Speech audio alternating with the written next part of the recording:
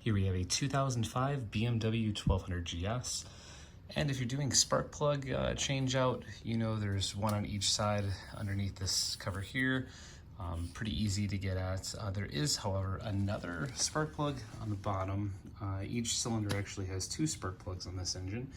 Super easy to get at. The first thing you're going to need to do is remove these two little bolts here. You can see, and they're T30, so they're not the hex there, they're the Torx bit. And you just basically take these two little guys out,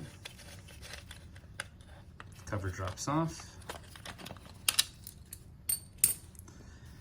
kind of push that aside. This is the top there of the spark plug. Just kind of pull, try not to bend it too much, but just kind of pull straight down.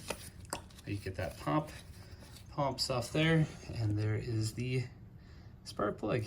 So it's pretty interesting. You've got this all the way down, kind of below the valve train, and then up top, you know, it's set in a little bit, but still like quite a distance from each other, these two. And if you're curious, this is the one that I pulled out. You can see it's got some pretty nasty pitting and has seen better days, but it's just if you need to take that off, just two T30 bolts there, really easy. And once you have those removed, this just kind of pops off there. It's not even held on by anything, it's just kind of held there from the pressure of the cover. So I hope this video is helpful. If you have any questions or comments, feel free to leave them below. Otherwise, thanks for watching, guys. Good luck with your project and have a great day.